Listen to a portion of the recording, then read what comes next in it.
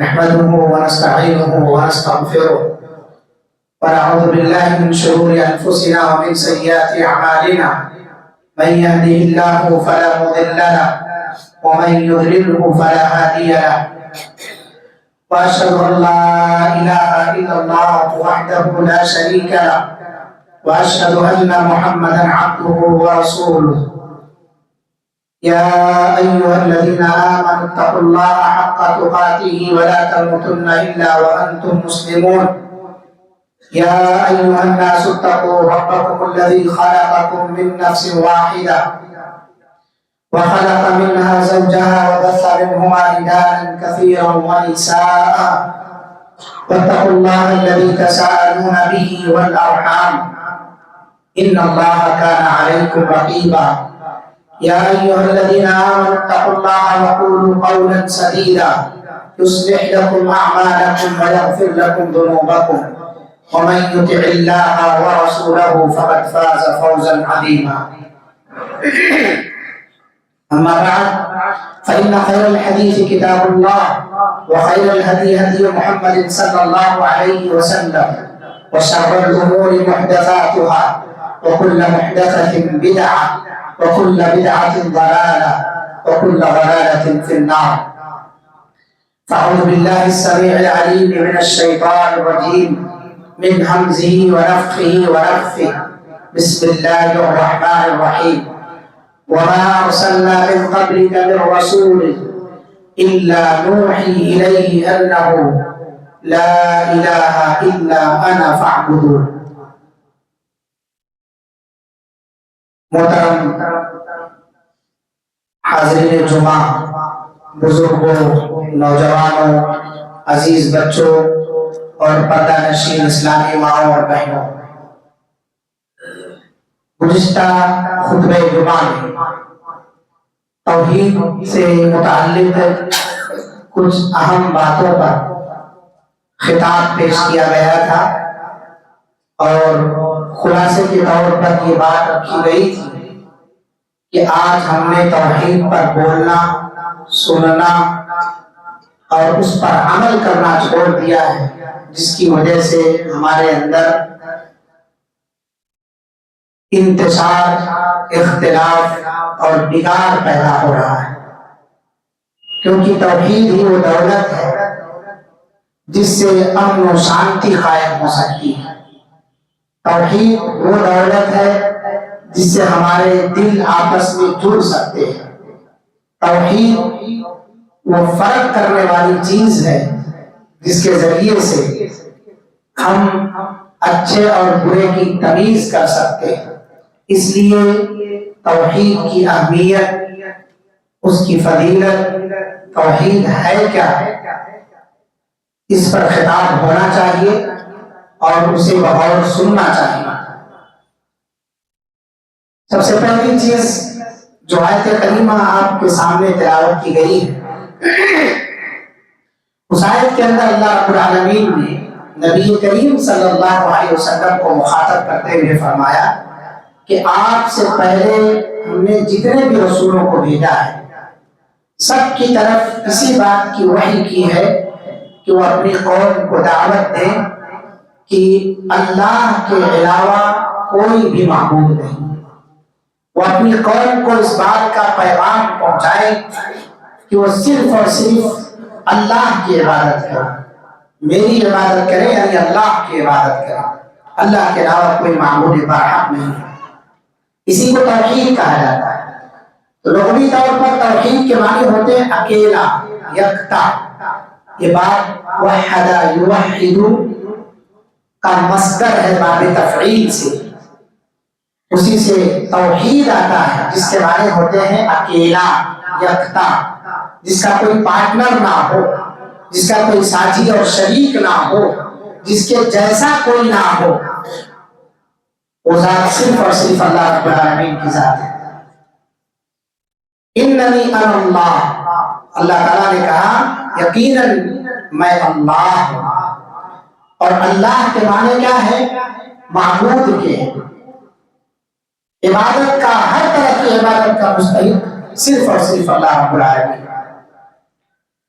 تو توحید کے معنی ہوتے ہیں اکیلا اور یکتا، اور جو توحید پر رہتا ہے اسے موحد کہا جاتا ہے۔ توحید پرست یعنی ایک رب کی عبادت کرنے والا، ایک معبود کی عبادت کو بجا لانے والا، در در ٹھوکریں کھانے سے اپنے آپ کو بچانے والا، ہر در پر سجدہ کرنے، رکوع کرنے یا ہر ایک کے لیے عبادت بجا لانے سے اپنے آپ کو بچانے والے کو موحد کہا جاتا ہے۔ تو جو توحید پر قائم رہتے ہیں انہیں موحد کہتے ہیں۔ توحید کا شرعی معنی یہ ہے کہ اللہ تعالیٰ کو اس کے افعال میں، اس کے افعال کیا ہیں؟ جتنے بھی کام ہیں، پیدا کرنا، بیماری دینا، شفا دینا، موت دینا، کھلانا پلانا، ہر طرح سے اس کا خیال کرنا، جتنے بھی کام ہیں سب میں اللہ تعالیٰ کو اکیلا جاننا، اور عبادات میں جتنی بھی عبادتیں، رکوع، سجود، نذر و نیاز، طواف، دعا، استغاثہ، استمداد، جتنی بھی چیزیں، مدد طلب کرنا، سب عبادتوں میں صرف اور صرف اللہ رب العالمین کی تنہا عبادت کو بجا لانا، اور اس کے اسماء و صفات میں بھی اسے اکیلا جاننا۔ اللہ کے اچھے اچھے نام ہیں، ان ناموں میں کسی کو شریک نہ کیا جائے، وہ نام کسی اور کے لیے استعمال نہ کیا جائے۔ تو اللہ تعالیٰ کے افعال میں، اس کی عبادات میں، اس کے اسماء و صفات میں اللہ کو اکیلا اور یکتا ماننا، یہ شرعی طور پر توحید کا معنی ہے۔ میرے بھائیوں، میری اماں اور بہنوں، اس تعریف پر غور کرنے سے جس بات کا پتہ چلتا ہے وہ یہ ہے کہ توحید صرف یہ نہیں ہے کہ ہم اللہ تعالیٰ کو صرف اپنا خالق، مالک، رازق سمجھیں، تمام چیزوں کو سسٹم سے چلانے والا سمجھے، بس کافی ہو گیا۔ اس طرح کی توحید کا اقرار تو مشرکین مکہ بھی کیا کرتے تھے۔ اللہ کو رب وہ بھی مانتے تھے۔ جب ان سے پوچھا جاتا تھا کہ کس نے کائنات کو پیدا کیا ہے تو وہ کہتے تھے اللہ، فَسَيَقُولُونَ اللَّهُ، وہ کہتے تھے اللہ تعالیٰ نے پیدا کیا ہے۔ آسمان زمین کا خالق کون ہے؟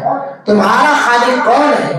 بیماری کون دیتا ہے؟ شفا کون دیتا ہے؟ وہ بھی اقرار کرتے تھے کہ اللہ۔ آج ہم بھی اقرار کرتے ہیں کہ اللہ، لیکن جس توحید میں ان کے یہاں گڑبڑی پائی جاتی تھی وہ توحید ہے توحید الوہیت۔ عبادت وہ غیر اللہ کی کیا کرتے تھے۔ اللہ کے جو اچھے اچھے نام ہیں جسے توحید اسماء و صفات کہا جاتا ہے، اس توحید میں وہ گڑبڑی پیدا کرتے ہیں، اللہ کے ناموں کو غیر اللہ کے لیے استعمال کیا کرتے تھے۔ آج ہمارے یہاں بھی اللہ کے بہت سارے صفاتی جو نام ہیں، اس صفت کا مالک ہم بھی غیروں کو بنا لیتے ہیں اور اختیار کر لیتے ہیں۔ ہمارے یہاں بھی اللہ رب العالمین کے ناموں سے چرا کر کے دوسرے کو اختیار دیتے ہیں۔ جو صرف اور صرف اللہ کے لیے جائز چیز ہے اسے غیر اللہ کے لیے ہم استعمال کرتے ہیں۔ تو یہ توحید میں گڑبڑی ہے۔ اس لیے یہ نہ سمجھو کہ ہمارا خالق اللہ ہے، ہمارا رازق اللہ ہے، ہمارا مالک اللہ ہے، ساری چیزیں سسٹم سے چلانے والا اللہ ہے، بس آپ موحد ہو گئے، توحید پرست ہو گئے۔ نہیں، اصل توحید جو ہے وہ یہ ہے کہ اللہ کو بندہ جب تک اس کے افعال کے ساتھ ساتھ اس کی عبادات اور اس کے اسماء و صفات میں اکیلا نہ مان لے تب تک وہ حقیقی معنی میں موحد نہیں۔ عبادات میں بھی اللہ کو تنہا سمجھو، کسی کے سامنے جھکو مت، کسی کے سامنے رکوع مت کرو، کسی کے لیے سجدہ نہ کرو، کسی در کا طواف نہ کرو، کسی در پر جا کر کے چادر گادر نہ چڑھاؤ۔ جو چیزیں اللہ کا حق ہے اسے صرف اللہ کو عطا کرو، اللہ کا حق غیر اللہ کے لیے استعمال نہ کرو۔ جتنی عبادتیں ہیں صرف اور صرف اللہ کے لیے انجام دو۔ اصل توحید یہ ہے، ورنہ توحید ربوبیت کا اقرار تو مشرکین مکہ بھی کیا کرتے تھے، اس کے باوجود ان سے قتال کا حکم دیا گیا ہے، اس کے باوجود ان سے جنگیں لڑنے کا حکم دیا گیا ہے، اس کے باوجود انہیں کافر قرار دیا گیا ہے۔ آج ہم میں اور آپ میں کیا فرق ہے؟ اللہ تعالیٰ نے اسی لیے کہا وَمَا يُؤْمِنُ أَكْثَرُهُمْ بِاللَّهِ إِلَّا وَهُمْ مُشْرِكُونَ۔ آج کتنے لوگ ہیں جو اللہ کی ذات پر ایمان تو رکھتے ہیں مگر ان میں سے اکثر مشرک ہیں۔ ایمان رکھتے ہیں کہ اللہ ہے، ایمان رکھتے ہیں کہ اللہ تعالیٰ خالق ہے، رازق ہے، مالک ہے، بیماری دینے والا، نفع نقصان پہنچانے والا، زندگی اور موت دینے والی ذات اللہ ہے، لیکن عبادتوں میں شریک ٹھہراتے ہیں، اس کے اسماء و صفات میں شرک کرتے ہیں۔ وَأَكْثَرُهُمْ بِاللَّهِ إِلَّا وَهُمْ مُشْرِكُونَ، ان میں سے اکثر اللہ تعالیٰ کے ساتھ شرک کرتے ہیں۔ آپ دیکھیے لوگ اعلان کرتے ہیں کہ ہماری تعداد زیادہ ہے، ہم جو ہے میجارٹی میں ہیں، تمہاری تعداد کم ہے، ہم اکثریت میں ہیں، تم اقلیت میں ہو، اکثریت میں ہیں، تم اقلیت میں ہو، یہ دعویٰ کیا جاتا ہے۔ آپ پرسنٹیج نکال لیں، توحید پرست ہمیشہ کھولے رہے۔ ابراہیم علیہ السلام اپنی قوم میں تنہا تھے، کان امۃ واحدہ، تنہا تھے توحید کی دعوت دینے کے لیے۔ وہ اکثر میں نہیں تھے، اکثریت میں نہیں تھے، زیادہ میں نہیں تھے۔ نبی کریم صلی اللہ علیہ وسلم نے جب دعوت و تبلیغ کا آغاز کیا، کتنے لوگ تھے؟ دار ارقم میں چھپ کر کے لوگ توحید پر قائم رہنے کے لیے چھپے ہوئے تھے، وہاں تبلیغ کرتے تھے موحدین کو۔ کتنی تعداد تھی؟ ہزاروں کی، لاکھوں کی نہیں تھی۔ غزوہ بدر اٹھا کر کے دیکھ لو، کتنے مسلمان شہید تھے؟ ہزاروں لاکھوں کے نہیں تھے۔ اکثریت جن کی تھی وہ مشرک تھے، اکثریت جن کی تھی وہ کفر پر زندگی گزار رہے تھے، اقلیت میں 300 سے کچھ زائد لوگ تھے۔ ہمیشہ توحید پرستوں کی تعداد کم رہی ہے، اور جہنم میں جانے والوں کی جو تعداد ہے وہ بھی اکثریت کی ہوگی، اقلیت کی نہیں۔ اقلیت جنت میں جائے گی۔ 999، 1000 میں سے 999 لوگ جہنم میں جائیں گے، ایک آدمی جنت کے اندر جائے گا۔ اکثریت اور اقلیت کے بلبوتے اگر فیصلہ کرتے ہو تو بتاؤ کدھر جانا پسند کرو گے آپ؟ وَمَا يُؤْمِنُ أَكْثَرُهُم بِاللَّهِ إِلَّا وَهُمْ مُشْرِكُونَ، ان میں سے اکثر لوگ مشرک ہیں۔ پرسنٹیج نکالیے مشرکوں، وہ اللہ تعالیٰ کے دین کا کلمہ پڑھتے ہیں، لا الہ الا اللہ کہتے ہیں، اللہ پر ایمان بھی رکھتے ہیں، اللہ کو حاضر ناظر بھی سمجھتے ہیں، مشکل کشا، حاجت روا، نفع نقصان کا مالک، ایک طرح کا عقیدہ یہ بھی رکھتے ہیں۔ اس کے باوجود نماز پڑھتے ہیں، نمازوں میں اقرار کرتے ہیں ایاک نعبد و ایاک نستعین، نماز سے فارغ ہونے کے بعد دعا میں وسیلہ تلاش کریں۔ اللہ تعالیٰ ہماری اس دعا کو تیرے نبی کے صدقے میں، اور بہت سارے لوگ تھوڑی سی اور محبت کرتے آل بیت کے صدقے میں، حضرت علی اور حسن حسین فاطمہ کے صدقے میں اس دعا کو قبول فرما۔ کیا یہ شرک نہیں ہے؟ آپ کیسے دعویٰ کر رہے ہیں کہ میں توحید پر قائم ہوں؟ کیا یہ شرک نہیں ہے؟ دعا صرف اور صرف اللہ سے مانگنی چاہیے۔ اس میں وسیلہ کسی غیر کا اگر آپ نے داخل کیا تو دعا کے اندر شرک ہو جاتا ہے، اور آپ کہتے ہیں کہ میں شرک نہیں کرتا ہوں۔ شرک یہی نہیں ہے کہ صرف آپ جا کر کے کہیں مزار پر سجدہ کرے، رکوع کرے، چادر چڑھائے، دیگے چڑھائے، غیر اللہ کے نام پر ذبیحہ کرے۔ بہت ساری چیزیں چھوٹے طور پر آپ شرک کر رہے ہیں، اور اس سے توبہ کرنا ضروری ہے، اس سے اپنے آپ کو بچانا ضروری ہے۔ جو ذات ڈائریکٹ آپ کی دعاؤں کو سننے والی ہے، مجھے مستجاب الدعوات ہے، جس کی صفت اور جس کا نام سمیع ہے، سننے والی ہمیشہ سے اور ہمیشہ تک، اس کی سماعت کبھی خراب ہونے والی نہیں ہے، ذرہ برابر اس کے سننے میں فرق پیدا ہونے والا نہیں ہے۔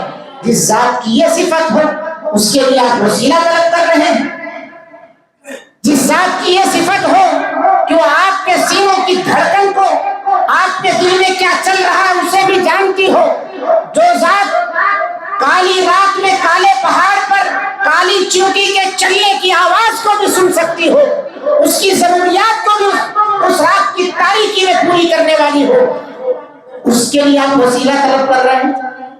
دعا میں آپ وسیلہ تلاش رہے ہیں، نبی کا وسیلہ، نبی کے جاہ کا وسیلہ، یا آل بیت کا وسیلہ، اور بہت سارے لوگ اس وقت نعوذ باللہ غوث اعظم شیخ عبد القادر جیلانی پیران پیر کا بھی وسیلہ طلب کر رہے ہیں. کیوں؟ اس لیے کہ یہ شرک انسان کو ایسی ایسی جگہ ذلیل کرتا ہے کہ پھر وہ اٹھنے کے قابل نہیں رہتا ہے. اللہ رب العالمین توحید میں عزت رکھا ہے، شرک میں ذلت رکھا ہے. مشرک آدمی ہر ایک کو پاورفل سمجھنے لگتا ہے، اس لیے ہر ایک سے وسیلہ طلب کرتا یا ہر ایک سے حاجت براری مشکل کشائی کے لیے منتیں سماجتیں کرتا رہتا ہے. اس لیے میرے بھائیوں، میری ماں اور بہنوں، توحید کو اختیار کرو. توحید کے لیے صرف اتنا کافی نہیں ہے کہ آپ ایمان رکھیں کہ آپ کا رب اللہ نہیں، یہ نجات کے لیے کافی نہیں ہے. اس کا اقرار ابو طالب بھی کیا کرتے تھے، اس کا اقرار ابو لہب اور ابو جہل کو بھی تھا، عبداللہ بن ابو امیہ کو بھی تھا. لیکن کیا ہوا؟ صرف اتنے کے اقرار سے وہ لوگ جہنم سے بچ گئے، سب کے سب جہنم میں گئے، کوئی نہیں بچ سکا جب تک آپ صرف اور صرف تنہا اللہ کی عبادت نہیں کریں گے، اس کی عبادتوں میں کسی کو شریک نہیں ٹھہرائیں گے. آپ کے لیے نجات کافی نہیں ہے، یا آپ کے لیے یہ چیزیں نجات کے طور پر کافی نہیں ہے. توحید الوہیت کے اندر شرک نہیں آنا چاہیے، توحید اسماء و صفات کے اندر شرک نہیں آنا چاہیے. اور اس تعریف سے جو بات معلوم ہوتی ہے وہ یہ ہے کہ توحید کی 3 قسمیں ہیں. پہلی ہے توحید ربوبیت، دوسری ہے توحید الوہیت، اور تیسری ہے توحید اسماء و صفات. اس پر تفصیل سے آگے گفتگو ہوگی انشاءاللہ. اس کے بعد میرے بھائیوں، ہمیں جاننا چاہیے کہ توحید کیوں اہم ہے، اس توحید کا ہماری زندگی پر کیا اثر مرتب ہوتا ہے، اس کے نتائج کیا ہوتے ہیں اگر ہم توحید کو اختیار کر لیں. سب سے پہلی چیز توحید کی اہمیت کے لیے کہ اللہ رب العالمین نے انبیاء اکرام کا جو سلسلہ حضرت آدم سے لے کر کے نبی کریم صلی اللہ علیہ وسلم پر اتارا یا جس سلسلے کو نازل فرمایا ہے نبوت کے لیے، سارے نبیوں کی دعوت کا یہی مشن تھا کہ وہ توحید کی دعوت دیتے تھے. شرک سے اپنی قوم کو بچانے کے لیے آئے، توحید سے لوگوں کو توحید پر قائم اور دائم کرنے کے لیے، ایک اللہ کی عبادت کی طرف بندوں کی بندگی سے نکال کر کے اللہ کی بندگی کی طرف لے کے آنے کے لیے مبعوث کیے گئے تھے. وَلَقَدْ بَعَثْنَا فِي كُلِّ أُمَّةٍ رَسُولًا أَنِ اعْبُدُوا اللَّهَ وَاجْتَنِبُوا الطَّاغُوتَ. ہم نے جتنے بھی ہر امت میں رسول بھیجا ہے اور سب کا پیغام یہی تھا، أَنِ اعْبُدُوا اللَّهَ، اللہ کی عبادت کرو، وَاجْتَنِبُوا الطَّاغُوتَ، جو بھی تم نے جھوٹے معبود بنا رکھے ہیں، غیر اللہ کی جتنی بھی عبادت کرتے ہو، سارے لوگوں کی عبادت سے اپنے آپ کو بچا لو. یہی سارے انبیاء کی دعوت کا محور اور مرکز تھا، یہی نقطۂ نظر تھا ان کا، اور اسی پر وہ کاربند رہے. سب نے توحید کی دعوت سے اپنی قوم کو توحید کی دعوت دی. چنانچہ حضرت نوح علیہ السلام نے اپنی قوم کو توحید کی طرف بلایا، قوم اعبدوا اللہ ما لکم من الہ غیرہ. اے میری قوم کے لوگوں، اللہ کی عبادت کرو. تمہیں کیا ہو گیا ہے؟ اللہ کے علاوہ تمہارا کوئی رب نہیں ہے. ما لکم من الہ غیرہ، اللہ کے علاوہ تمہارا کوئی معبود نہیں ہے. حضرت ہود علیہ السلام، حضرت صالح علیہ السلام، حضرت شعیب علیہ السلام، سب نے اسی کلمے کی طرف اپنی قوم کو بلایا، یا قوم اعبدوا اللہ ما لکم من الہ غیرہ. اے میری قوم کے لوگوں، اللہ کی عبادت کرو، اللہ کے سوا تمہارا کوئی معبود نہیں، کوئی معبود نہیں. سارے انبیاء محمد رسول اللہ صلی اللہ علیہ وسلم نے بھی اپنی دعوت کا جب آغاز کیا تو اس مشرک قوم کو سب سے پہلے توحید کی طرف بلایا، جو بتوں کی پجاری تھی، درختوں کی پوجا کرتی تھی، شجر حجر میں نفع نقصان کا کچھ اثر سمجھتی تھی، سورج کی عبادت کرنے والے لوگ تھے، 360 بت کے وہ مالک تھے، 360 بتوں کی خانہ کعبہ کے اندر پوجا کیا کرتے تھے. لیکن جب اللہ کے رسول صلی اللہ علیہ وسلم نے انہیں دعوت دی تو توحید کی سب سے پہلے دعوت دی، قولوا لا الہ الا اللہ تفلحوا. اے لوگوں، اے مکہ کے رہنے والوں، یہ کہہ دو کہ اللہ کے علاوہ کوئی سچا معبود نہیں ہے، تم کامیاب ہو جاؤ گے. کامیابی کے لیے نسخہ بتایا اللہ کے رسول صلی اللہ علیہ وسلم نے، اور اسی نسخے کو اپنے چچا ابو طالب پر بھی پیش کیا. ابو طالب جو اللہ کے رسول صلی اللہ علیہ وسلم کے ہر طرح سے مددگار تھے، ہر طرح سے دیکھ بھالی کی. آپ کی والدہ کے وفات کے بعد، آپ کی دادا کے وفات کے بعد ہر طرح سے خیال رکھا. سفر ہو حضر ہو ہمیشہ فکر مند رہا کرتے تھے نبی صلی اللہ علیہ وسلم کے بارے میں، یہاں تک کہ ڈٹ کر کے آپ کے سامنے کھڑے ہو جاتے تھے کہ کوئی ہے مائی کا لال جو میرے بھتیجے کا بال باقا کر سکے، میرے بھتیجے کو ذرہ برابر نقصان پہنچا سکے۔ جب تک حضرت ابو طالب زندہ تھے کسی کی مجال نہیں تھی کہ آپ صلی اللہ علیہ وسلم پر انگلی اٹھا سکے یا آپ کی طرف انگلی کا اشارہ کر سکے، لیکن وہی ابو طالب جب آپ نے کہا یا امی قل کلمۃ اقول لک، اے میرے چچا جان ایک کلمہ میں کہتا ہوں اسے آپ کہہ دیجئے، میں اللہ رب العالمین کے ہاں حجت قائم کروں گا۔ وہ کلمہ کیا ہے؟ لا الہ الا اللہ، کہہ دیجئے کہ اللہ کے علاوہ کوئی سچا معبود نہیں ہے، وہی تنہا عبادت کا مستحق ہے۔ جب یہ کلمہ آپ صلی اللہ علیہ وسلم نے اپنے چچا پر پیش کیا تو وہی مشرکین کا سردار، کافروں کا سردار، دور حاضر کا فرعون ابو جہل بیٹھا تھا، عبداللہ بن ابو امیہ بیٹھا تھا۔ انہوں نے کہا ابو طالب اپنے باپ دادا کے دین سے پھر جاؤ گے؟ اپنے باپ دادا کے دین کو چھوڑ کر کے محمد کا دین اختیار کر لو گے؟ ابو طالب نے ادھر ادھر دیکھا، اس کے بعد کہا کہ نہیں، میں اپنے باپ دادا کے دین پر ہوں، عبد المطلب کے دین پر ہوں۔ نبی کریم صلی اللہ علیہ وسلم پھر بار بار پیش کرتے رہے لیکن ابو طالب نے انکار کر دیا، اور نتیجہ کیا ہوا؟ نبی کی اتنی مدد کرنے والا، نبی صلی اللہ علیہ وسلم کا اتنا خیال کرنے والا، نبی کریم صلی اللہ علیہ وسلم کا ہر طرح سے دفاع کرنے والا، محض توحید نہ ہونے کی وجہ سے، توحید پر موت نہ آنے کی وجہ سے جہنم میں جل رہا ہے، جہنم میں جل رہا ہے۔ وہ لوگ جو یہ کہتے ہو کہ ہم فلاں کا دامن پکڑ لیں گے، وہ لوگوں جو یہ کہتے ہو کہ اس سلسلے سے ہم پار ہو جائیں گے، وہ میری ماں اور بہنوں جو یہ کہتی پھرتی ہو کہ فلاں پیر صاحب ہمارا بیڑا پار کر دیں گے، ابو طالب سے زیادہ قریبی رشتہ نبی کا کسی اور کا نہیں ہو سکتا ہے، لیکن چچا ابو طالب یہ جہنم میں جا رہے ہیں۔ وجہ کیا ہے؟ توحید نہیں ہے، توحید کا مالک نہیں ہے، توحید پر زندگی نہیں گزری۔ اسی لیے اللہ نے کہا یا ایھا الذین آمنوا اتقوا اللہ حق تقاتہ ولا تموتن الا وانتم مسلمون، اے لوگوں، اے مومنوں، اللہ سے ڈرو جس طرح اللہ سے ڈرنے کا حق ہے، اور یہ خیال رہے تمہاری موت جب آئے تو توحید پر آئے، اسلام پر آئے، مسلمان بن کر کے مرو، مشرک اور کافر بن کر کے نہ مرنا، ورنہ تمہارا حشر بھی ابو طالب کے جیسا ہوگا۔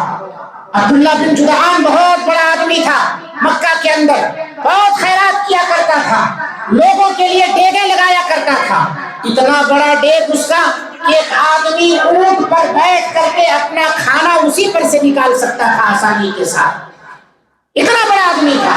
ایک آدمی روز خانے کعبہ پر چڑھ کر کے آواز لگاتا تھا اور کہتا تھا کہ تعالوا الی جفنۃ ابن جدعان، ہلموا الی جفنۃ ابن جدعان، ابن جدعان کی ڈیگ کی طرف آؤ، ابن جدعان کا لنگر لگ گیا ہے، آؤ ابن جدعان کے کھانے کی طرف۔ لوگ دوڑ کے آتے تھے اور وہ ڈیگ ختم ہو جایا کرتا تھا، روزانہ اتنا کھانا پکواتا تھا وہ۔ اور اس دور میں جہاں قحط سالی ہو، اس دور کے اندر یا اس جگہ پر جہاں کوئی چیز اگنے والی نہ ہو، لوگوں کے لیے کھانے کا انتظام کرنا بہت بڑی نیکی کا کام ہے۔ حضرت عائشہ رضی اللہ عنہا نے پوچھا اللہ کے رسول صلی اللہ علیہ وسلم کیا ابن جدعان جنت میں جائے گا، یا ابن جدعان کے ساتھ اللہ تعالیٰ کیا معاملہ کرے گا، جبکہ وہ اتنا خیراتی تھا، اتنا لوگوں کا خیال کرتا تھا، بڑی بڑی ڈیگیں لگوایا کرتا تھا۔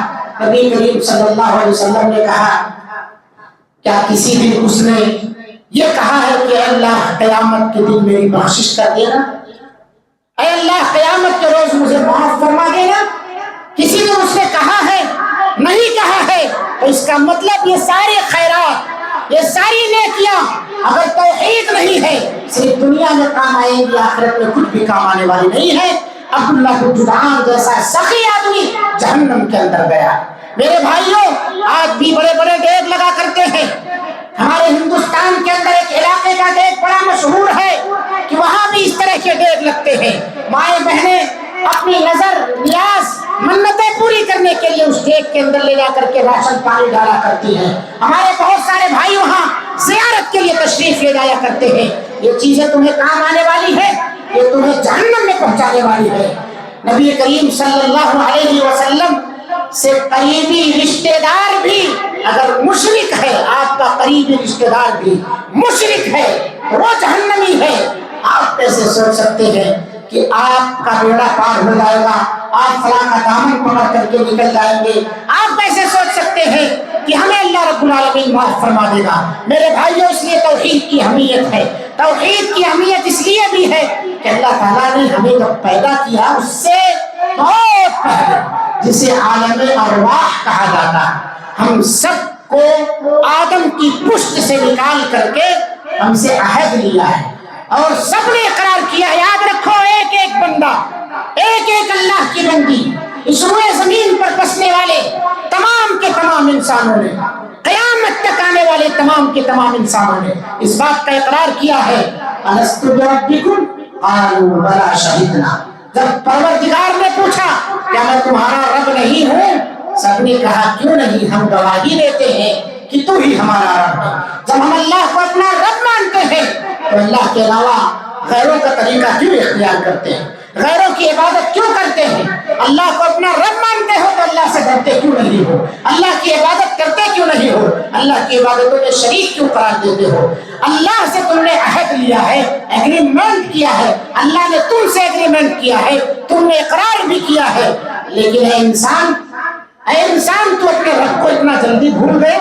کتنی نعمتیں ہیں تیرے اوپر اللہ رب العالمین کی، کتنے احسانات ہیں، عظیم عظیم احسانات ہیں اللہ تعالیٰ کے تیرے اوپر، مگر تو ادھر نماز پڑھتا ہے، ادھر شرکیہ کام کرتا ہے، ادھر نماز پڑھ کے نکلتا ہے، ادھر حرام خوری میں اپنے آپ کو مبتلا کر لیتا ہے۔ رب کا کتنا بڑا ناشکرا ہے، کتنا بڑا ناشکرا ہے تو، اپنے رب کی نعمتوں کی کس قدر پامالی کر رہا ہے۔ کیا پھر بھی تو امید لگائے ہے کہ اللہ تجھے جنت میں داخلہ عطا فرمائے گا؟ اس کے لیے توحید ضروری ہے، توحید پر مرنا ضروری ہے، توحید پر جینا ضروری ہے، سارے معاملات میں توحید ہونی چاہیے۔ اسلام کے جو 5 ارکان ہیں، ان ارکان میں سب سے پہلے اللہ کے رسول صلی اللہ علیہ وسلم نے توحید کو بیان فرمایا۔ پتہ یہ چلا نماز کے اندر اگر توحید نہیں ہے، روزے کے اندر اگر توحید نہیں ہے، حج کے اندر اگر توحید نہیں ہے، زکات نکالتے وقت ریاکاری دکھاوا آ گیا، توحید نہیں ہے، ساری کی ساری عبادتیں برباد ہو جائیں گی۔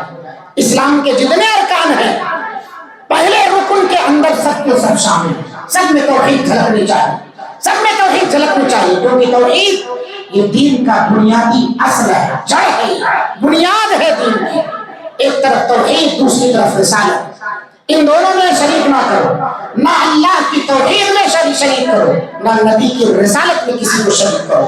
آج رسالت میں بھی ڈنڈی مار رہے ہیں لوگ، نماز کا طور طریقہ اللہ کے رسول صلی اللہ علیہ وسلم کا بتایا ہوا نہیں، داڑھی پک جا رہی ہے، سفید ہو جا رہی ہے، بوڑھے ہو جا رہے ہیں، مر جا رہے ہیں، مگر پوری زندگی کبھی نبی کے طریقے پر نماز ہم نے نہیں پڑھی، پوری زندگی ہم نے صرف تنہا اللہ کی عبادت نہیں کی، پوری زندگی ہماری گزر گئی۔ ابو جہل ابو لہب کی طرح سے ہم بھی زندگی گزار رہے ہیں، اس زندگی کا کوئی فائدہ نہیں۔ کیوں؟ اس لیے کہ اللہ تعالیٰ نے ہمیں جس مقصد کے لیے پیدا کیا ہے، ہم اس مقصد کے خلاف جا رہے ہیں۔ وَمَا خَلَقْتُ الْجِنَّ وَالْإِنسَ إِلَّا لِيَعْبُدُونِ۔ اللہ تعالیٰ خود اعلان کر رہا ہے، میں نے جناتوں کو، انسانوں کو محض اپنی عبادت کے لیے پیدا کیا، لِيُوَحِّدُونِ، میری توحید کو بجا لائے، میری عبادت میں شریک نہ کرے۔ جیسے اللہ کی توحید میں کسی کو شریک نہیں کرنا ہے، ویسے اللہ تعالیٰ نے اپنے نبی کی رسالت میں بھی کسی کو شریک کرنے کا حقدار نہیں ٹھہرایا ہے۔ نبی کی رسالت میں بھی ڈنڈی نہ مارو، اللہ کی توحید میں بھی ڈنڈی نہ مارو۔ کسی ایک کے اندر کمی آئی تو پھر تمہارا عمل قبول نہیں ہوگا۔ توحید ہے، جو آپ عمل کر رہے ہیں وہ عمل نبی کے طریقے پر نہیں ہے تو عمل قابل قبول نہیں۔ آپ کے پاس طریقہ اللہ کے رسول کا ہے لیکن توحید نہیں ہے تو وہ عمل قابل قبول نہیں ہے۔ توحید کی اہمیت کے لیے یہی بات کافی ہے کہ جو بھی عمل اخلاص سے، للہیت سے خالی ہوگا وہ اللہ کے یہاں قابل قبول نہیں ہوگا۔